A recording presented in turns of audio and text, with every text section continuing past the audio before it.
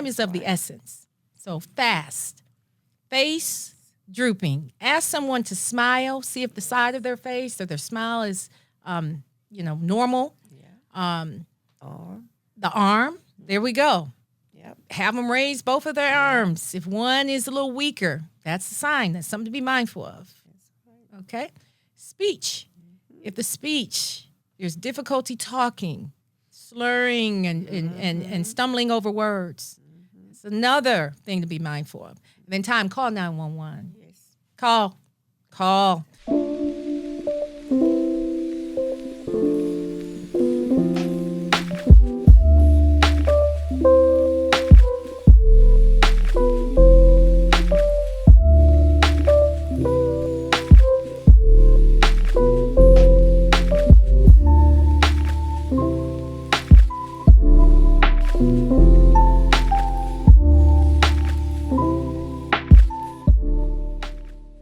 Welcome to Purpose Greater Than Fear podcast, where we empower, inspire everyone to become the CEO of our lives. I'm your host, Stella Renee, and I am welcoming everybody on this journey where we explore transforming obstacles into opportunities, fears into faith, and limiting beliefs into breakthroughs. Most CEOs have had to overcome setbacks, and we often see them emerge from setbacks polished, and they have amazing success stories. But rarely do we hear about the struggles and the sacrifices and the setbacks that they had to overcome that helped shape them. Today, I am joined by a special guest, Miss Deidre Sims. We share so much in common. We're sorority sisters, and both of us suffered a major setback. We're stroke survivors. We suffered a stroke not even a year ago, less than a year ago, May of 2024. And we're here today to talk about our experience as stroke survivors. We're not subject matter experts on it, but we do have the experience. And my dear sister said, I want to share my story. And I said, I got you. We got a platform where we can share your story. I'll share my story. And our goal is to help everyone in any way we can as stroke survivors. And the key takeaway is making sure that we have support and everyone is aware of what to do if someone suffers a stroke in their presence or if they are suffering a stroke. So let's get started. Yes. Ms. Deidre, go ahead. Well, you got the platform. You got the mic. Thank you. Again, I'm Deidre Sims.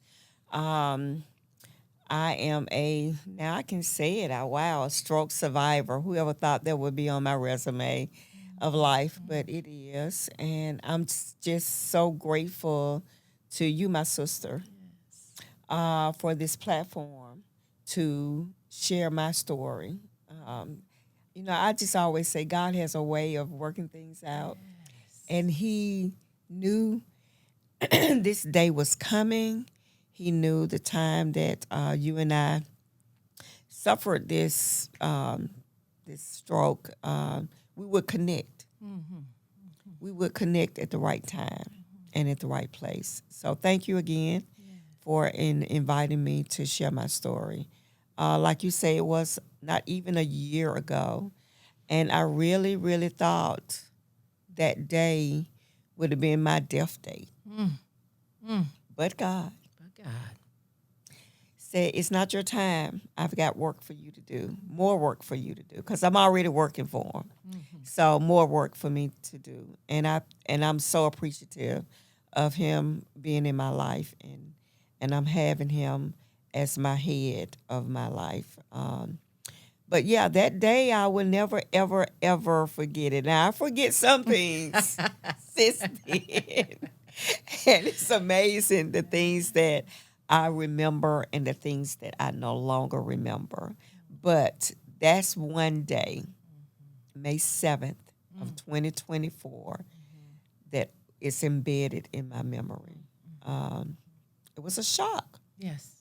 Because I didn't know that I was having a stroke. And I felt kind of dumbfounded because I worked in a library, And you would think a librarian would know most things, and that was one of the things that I just didn't think I was having. I do have other health issues, and I thought it was one of the other health issues that I was suffering at that time. But like I say, God just, the Spirit just led me to call my daughter, my oldest daughter, to let her know that I wasn't feeling well. I was having like this out of body experience, like I wasn't really there, but I know I was there. And she said, well, Mom, why you at work? And I was like, girl, I'm going to work till the end of my shift because I'm dedicated like that. And when I get off work at 6 o'clock, I'm going to go home and I'm going to lay down. And she said, oh, okay, okay. Just like that. Oh, okay. And when she called my baby daughter, who lives in Madison, Alabama, my baby daughter and I have iPhones. So she was able to FaceTime me. Okay. And the FaceTiming is when she noticed that I was having a stroke. And I said, yeah, wow. And she called my oldest daughter back and said, you get to the library right now, Mom's having a stroke. And she was like, girl, I'm passing the Fairfield exit. I'm already on the way. So I was like, now mind you, I found out this story way afterwards. But and I'm like, really? She was like, yeah, because we knew you were not in your right mind. They were asking me questions. And I was trying to answer them to the best of my ability, but I couldn't get the words out fast enough. It was a moment. And I was like, and then I couldn't write. And I'm right-handed. So it was my dominant side that was affected. And I was like, my writing looked like scribble scrabble. And I was like, what is really going on?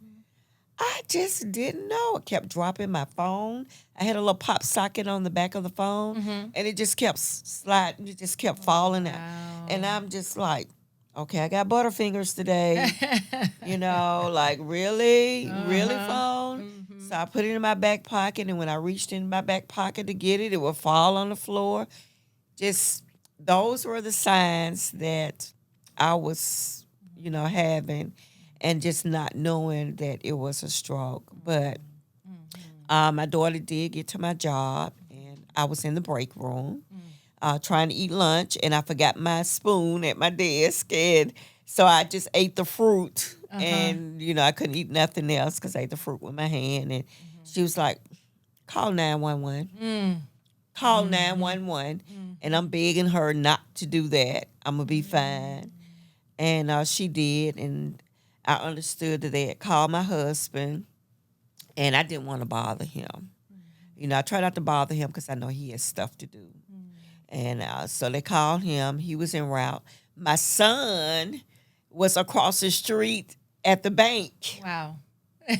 And he had called me, but I couldn't understand what he was saying. And I told him, I said, look, you're talking. I don't understand what you're saying. You may have to repeat it.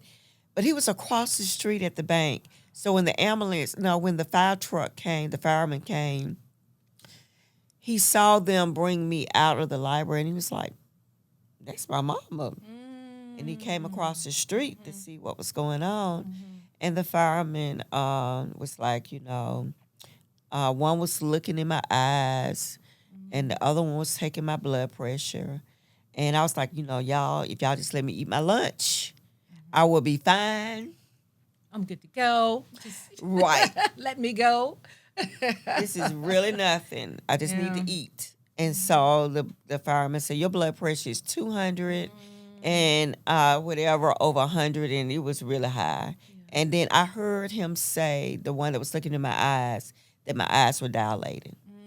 He said, we got to get her to the hospital immediately. So they was asking my daughter, where to take me. And she was like, well, she goes to St. Vincent's. So take her over to St. Vincent's. And then so they called St. Vincent's, and they weren't taking anyone in the emergency room. Wow. So they said, well, what's your second choice? And she knew I didn't want to go to UAB Medical West, which was not far from where I worked. So she said Brookwood. And I was like, Yeah, Brookwood is fine. So they took me, ambulance came, got me on the ambulance, and they started putting the IV in me, and they doing all this mumbling and talking. And I'm going like, hey, y'all, it's no big deal. It's just my blood sugar. Y'all can just give me something for my blood sugar, and I'm gonna be fine, you know. No, ma'am. No, ma'am. Got transported to Brookwood, and a doctor was at the door when they wheeled me in, and he just was like, "You understand everything everyone is saying to you, but it's taking you a while to answer." And I'm like, finally, somebody with some sense got somebody understand what's going on with me, right? Yes. So, they were asking me, what's today, who's the president, this, all those questions they ask you, and I was answering them to the best of my ability. And then he said, we got to wheel her back immediately. So they wheeled me back to where they did a CAT scan. And when I came out of the little machine, I heard them say stroke. And I was like, surely they're not talking about me. Maybe this was the patient before me. It just couldn't be me. And then a nurse came in and she said, we're going to give you, she asked me, did I take blood thinners? And I was like, no, but I take high blood pressure medicine, and I have taken it today. And she said, okay, well, we're going to give you something in your IV. And she told me the name of it. I can't remember what it was. And she gave it to me in my IV. And I'm going to say about 5 to 7 minutes later, I could talk. Oh, wow. Like I'm sitting here talking to you. Was your speech impaired somewhat when they were asking you the questions or asking you? But did you notice any like puzzled looks on their face or anything like that? They were like smile, Okay. and I could smile. Didn't know these acronyms that they were looking for. And I smiled, and then and my speech was slurred, and they was asking me to raise, squeeze their hand. I could barely squeeze their hands, and I'm going like, okay, something definitely is going on with me, and I was just waiting to find out what. And when they said stroke, and I was going like, but I stayed in the hospital for 5 days. I was in SICU. And my children were there. I have 3 adult children. So all of them were there. I didn't know my husband was in the ambulance. I didn't know he had rode in the ambulance, but he was in the ambulance. And so when they wheeled me upstairs, when they rolled me upstairs, because I was on the gurney, they put me in a room, and then all of them came in there and asked me how I was feeling. I was like, I feel fine. And then they was like, okay, Mama, we love you, but something's got to go. Yeah. You do this, you do that, you in this, you in that, and something's got to go. And I was looking at them like, I don't know which one y'all want me to pick, but I got to work. And, I'm going to stay active in church. And, I'm with my college stuff. I'm a Tuskegean and my sorority. So, and my family. So it's like a handful of stuff. And I was like, well, they picked for me. Okay. I love it. I didn't love it. Because I Came was from like, a place of love. I was like, y'all, I got one more year, and I plan on retiring. And they was like, no, ma'am. It's too stressful. You just got to let it go. And I was like, y'all, come on now. Let's negotiate. Let's talk about this. They weren't hearing it. They were not hearing it. But it was an experience that I just never thought would happen to me. I can relate to that. I just never thought that would happen to me, and I just know that the good Lord was with me from the beginning until now. I know, I know, and if I had stayed at work, I wouldn't be sitting here talking. understand. To you. I understand. oh gosh, this resonates with me. I know. We've I had know. so many conversations, and I I definitely want know. to continue to pick up where you left off and dig a little bit deeper into your story. I'd be remiss if I didn't share my experience as Yes. well. Um, May 7th was the day that you suffered your stroke. Yes. May 22nd, 2024, I suffered my stroke. So, I mean, we had a Wow. coincidence right there, the month of May, which Month is of May. stroke awareness month. Yep. And I learned after one of our sorors in our same chapter suffered a stroke just a few weeks ago. And I, like you, said, I mean, you heard about strokes or Yeah. what, but never thought it could happen to me. I was actually, I had went to work, and that's why I was going to ask you, like, did you have any symptoms, slight symptoms beforehand? Because I think you said something. I kept dropping my cell phone. Yes. I kept pop lock. dropping it. It just kept falling, Yes. And then I showed a movie that day. Yeah. I was showing Lord God, I can't even remember the name of the movie. I was showing a movie. Oh, it was The Color Purple with Fantasia in it. Okay. And a lady came upstairs because I also was a moderator for a book club at my job. So she wanted to know which book we were reading for the month of May.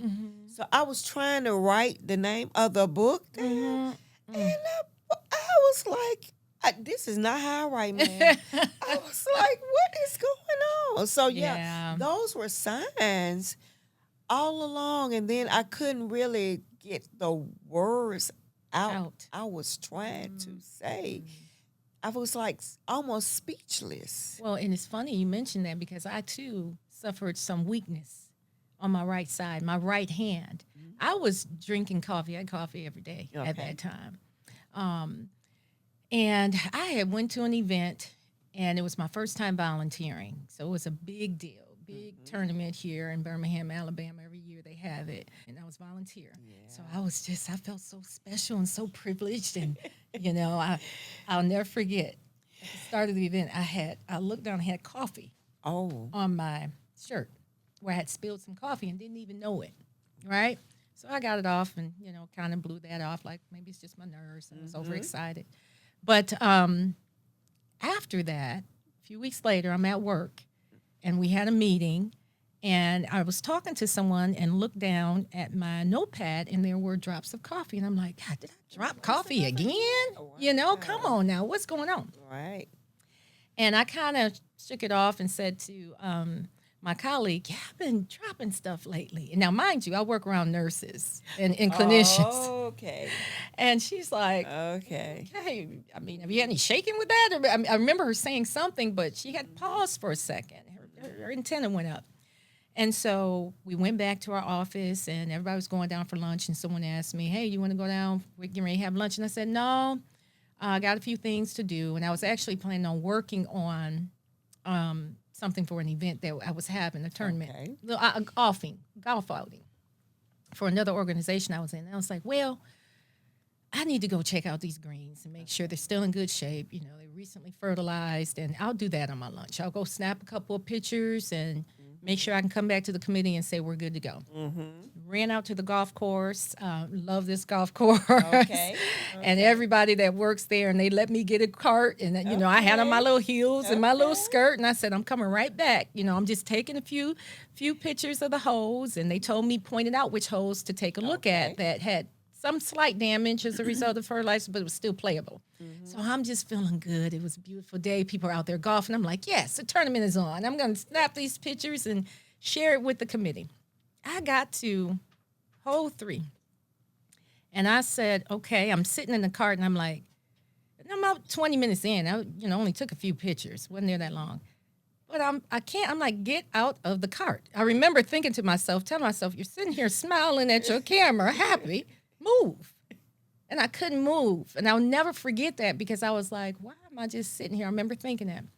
So I get out of the golf cart, and, I have my phone in my hand, and I'm like, all of a sudden my hand just starts shaking. Wow. And it's stuck on my chest. And I'm like, oh my, what is going on? And I start hitting, and I start screaming like, ah, and I felt my face drop. So apparently I dropped my phone. I didn't know at the time, but I was just in such shock. Like, what is going on with me? Okay, I got it. And I came to, gained my composure or whatever, and jumped in the cart, ran to the clubhouse. Okay. And said, okay, and I know the people working there, and I'm like, I got to turn in these keys. I got to turn in the go. I got to go. Something is not right, and I'm not feeling myself. So I remember them asking questions, and I just remember just kind of just trying, just being kind of, it was like an out-of-body experience, like you said. Yeah. And I'm like, okay, what is going on with me? Something is not right. It's not right. I could hear voices, people saying there was some questions or something Yeah. going on, but it was dark. It was black to my right. And I said, if I look over here and there's somebody over here standing here asking me questions, I'm going to know something. Something is not right.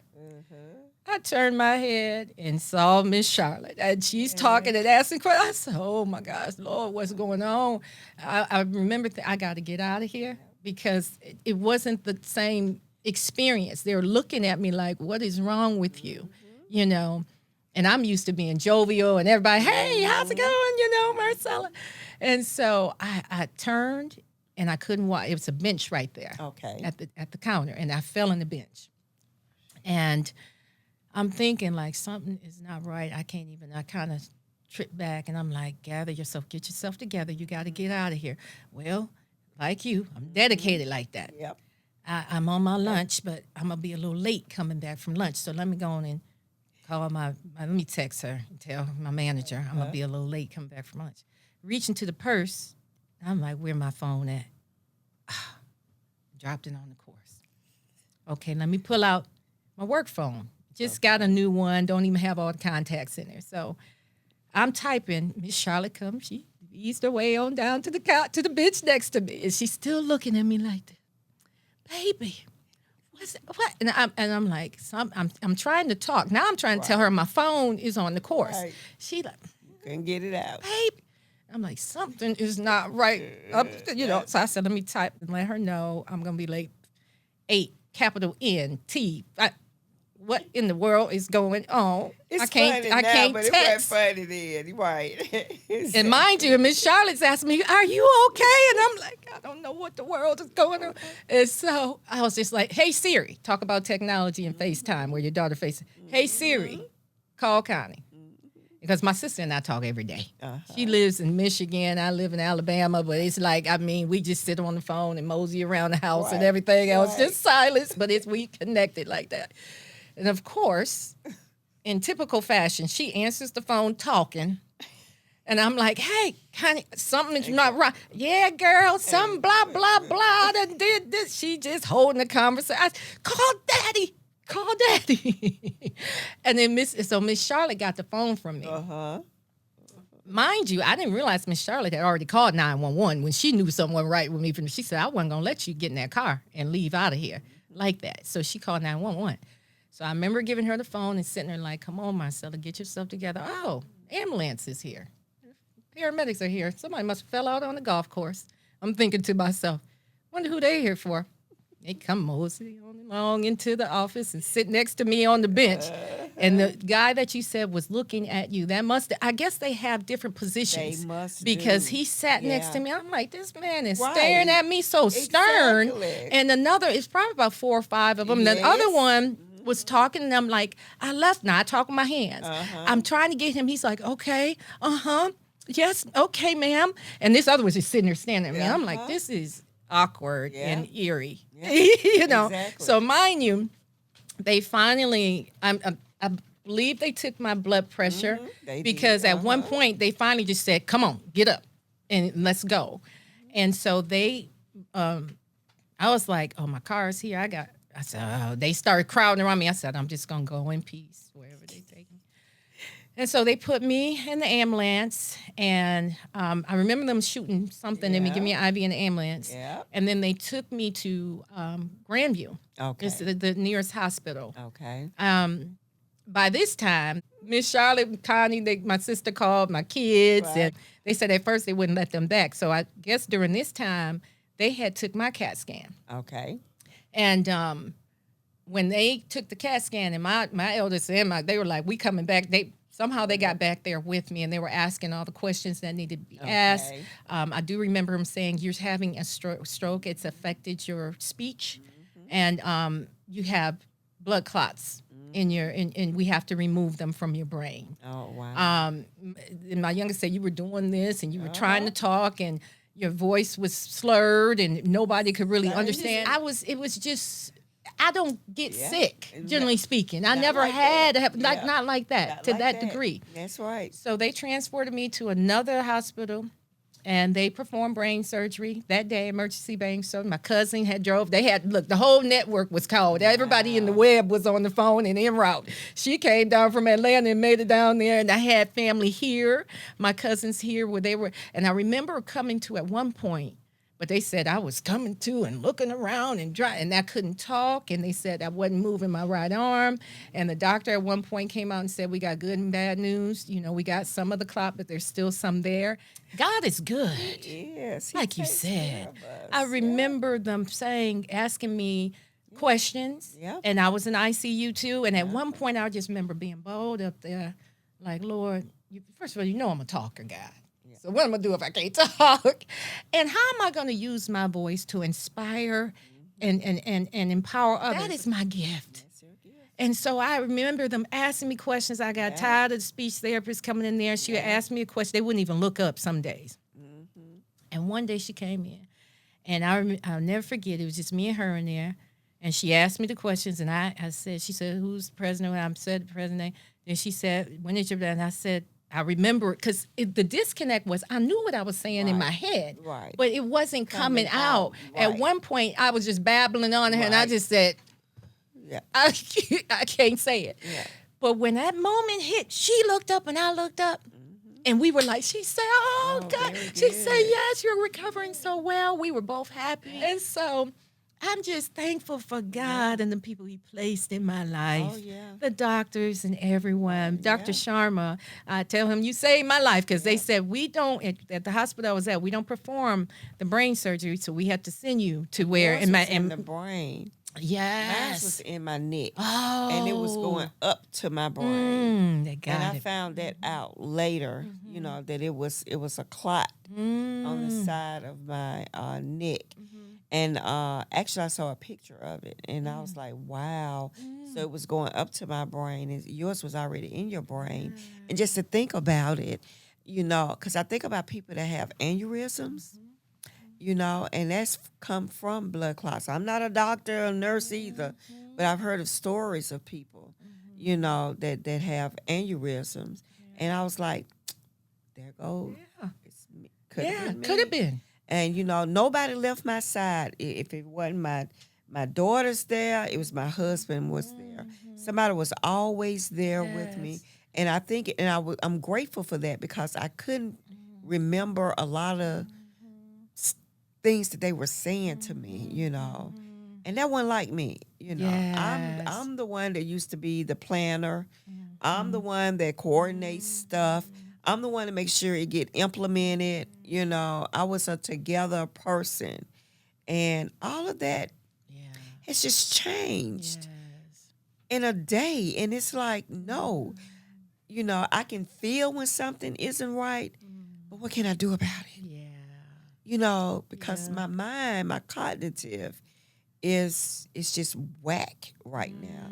Yeah, and we're going to talk about that too. Some of the things that you've had to endure since the stroke, and some of the fears and some of the things you want people to know about stroke survivors. But yeah, it's just been an experience. It really has. And the rehabilitation, I don't know if you had to go to physical therapy. Oh gosh, yes, I did. So tell me a little bit about your rehabilitation. So I had just finished rehabilitation, because I had fallen at work and I hurt my knee. And so the day that I had the stroke was my first full day back at work. And that's why I was so adamant about finishing my shift. Yeah. Because I had been working half days up until May 7th. So after the stroke, I did go back to the same therapy, place that I had gone to for my knee. And I was like, can y'all believe this? I'm back, but I with something else. Now, that young man that worked with me, my therapist, I love him to this day. I love him to this day. He pushed me to where I went from the walker to a cane. And I still have to use my cane when I walk long distances. But I can walk without the cane. Praise God.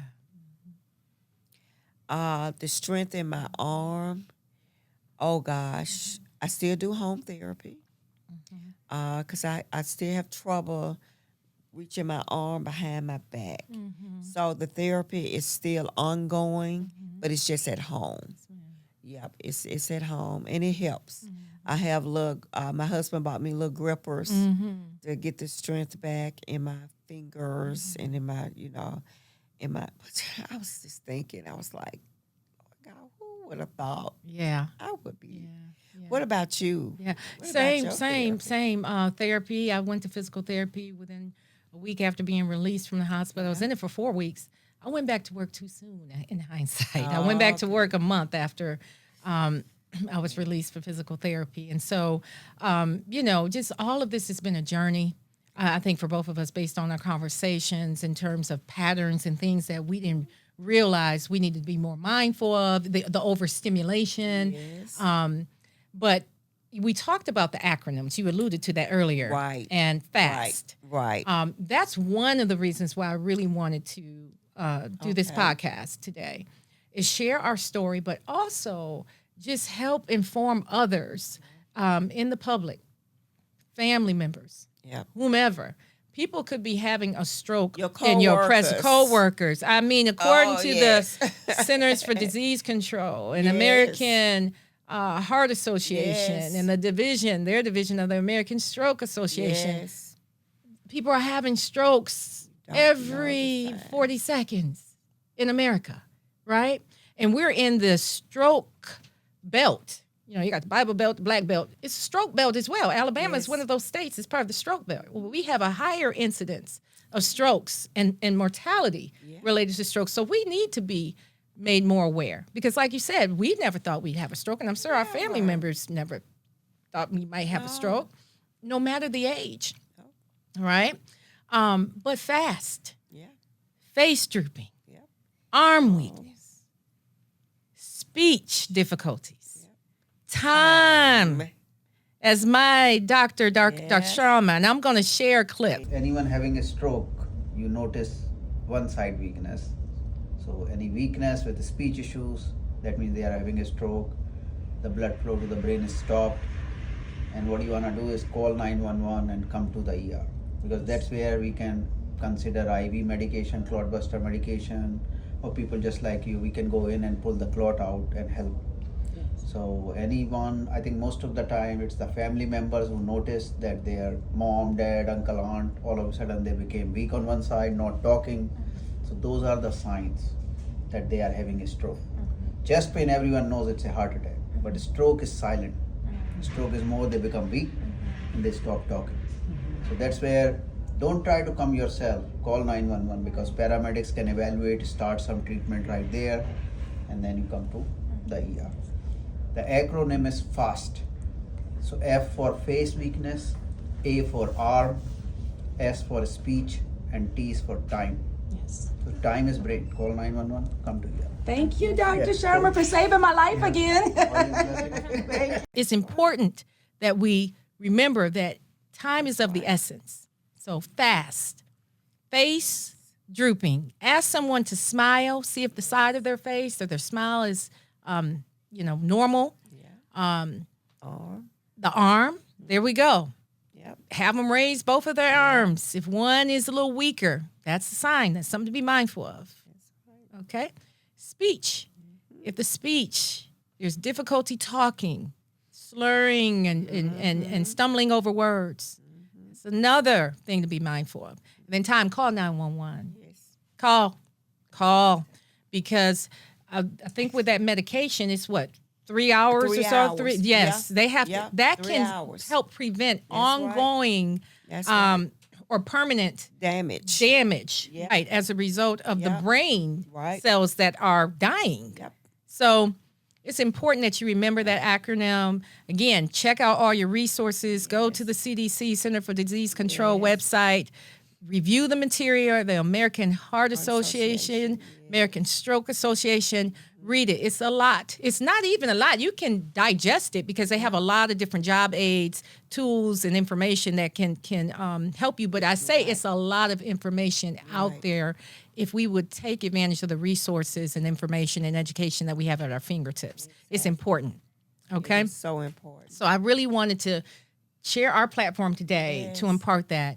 And then also, just want to ask you, what fears have you overcome as a result of this stroke on your healing journey? And what would you like for others to know about stroke survivors or some of the things that we face as stroke survivors, fears or otherwise? Well, one of the things that that I encounter with people that know or that I had a stroke is they say, well, you look fine. You look good. You're doing well.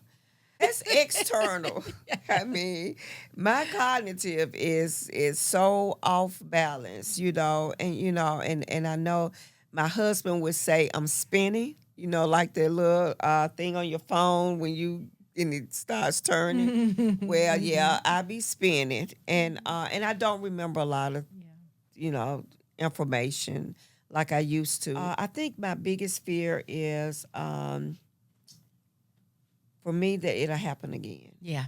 Yes, I can relate to that because after it happened, any little sensation, I was scared. Yeah. I was petrified. I was just like, oh my gosh, what if I got every morning? Thank you, Lord, for waking me up. Just gratitude every morning because I didn't know if if I saw spots, anything, sensations. And it wasn't until my follow-up with my neurologist where the nurse practitioner said, no, you're going to still experience stroke-like symptoms. Yeah. So don't worry about that. That's just your nerves reattaching and healing themselves. And my cardiologist said the same thing. But definitely fears to this day. If I got a bruise and it was hard. I went to the ER. And they were like, no, it's just a bruise. You're fine. But it was just a life-changing experience on so many levels. And then the fear of feeling incompetent for me was huge. Too. And having to give myself grace in that regard. And just recently embracing imperfections. I even on this journey, some of the podcast, I was like, I don't know if I want to post it but the content was so relevant and bigger than the aesthetics. To focus on, I was waving my hands too much. I couldn't do it. I was asking too many, So I've learned so many lessons as a result of this stroke that have helped me in so many different aspects of my life. The biggest one is saying no. Realizing that I can't save the world, I can't do everything. There are times when I'm like, yes, the old me wants to do things that I used to do, but the new me is like, no, go take a nap. Yeah. So same here. The same here. I didn't go to church until the first of the year, this year, because I was afraid that if I went in church and something was to happen to me, then I have to get the ambulance to fire, and I didn't want to be a distraction. Yes. That's my big thing is I just don't want to be a distraction. Yeah. And so my husband would say, well, we can go and sit in the back of the church and then leave, but I want the full experience of the service. So, we would go and we still would sit not in our normal area that we sit in, but we were in the building, and I also drove the van for the transportation ministry. Well, I don't drive it anymore. I sit on the van with the people, but I don't drive it because my sense of direction is just not common. Well, but it's going to get there. It will. It's going to get there. And I tell myself that. It's going to connect. All this is going to connect in God's time. In God's time. In God's time. And so this has been great. Yeah. And you're doing the work. And one of the things I think the biggest takeaway of what we're sharing right now is just to remember stroke survivors won't always say, hey, I'm dealing with this right now, or I'm trying to formulate my thoughts and articulate the words and express them, but it's taking me a second to find them. Or if they blank out, people blank out or what have you. It's a journey. And no matter how we look, we might look good on the outside, but inside we might be tired. There's mental exhaustion. There's psychological healing, cognitive healing, physical healing, emotional healing, all types of things that come along with, our journey as stroke survivors. We are so grateful and thankful. And I get it where there are people who are coming from a place of love and saying, stop talking about it. That doesn't define you. You are an overcomer. And I love that. And I love them for that. But just be mindful for those who aren't coming from a place of love, that this is just part of our story and our history. And we are now going to shout from the rooftops about God's grace and goodness and how he's given us a second chance. So any final thoughts you want to leave with the audience? I hope you were able to use this platform to your liking and it served its purpose today. It's great, and it was a way to get your story out. Although I do want to write it one day, but it's gonna come. And you will. And it is, and it's just like you say. You just want the audience to know that everybody that encounters a stroke may look good, or you may not even know that they've had one unless you know that person that shared it with you. But you have some ailments, that are still healing. Yeah. And they will come together. So that's my goal, is to know that even though I had one, and I'm retired, but I know that God has work for me to do. Amen. And this platform may be one of them. Yes, ma'am. Yes, ma'am. Well, I thank you so much for joining me today, my sister, for this candid conversation as a stroke survivor. I hope that you all enjoyed the discussion today. Thank you for tuning in. And please share this with others, like the page.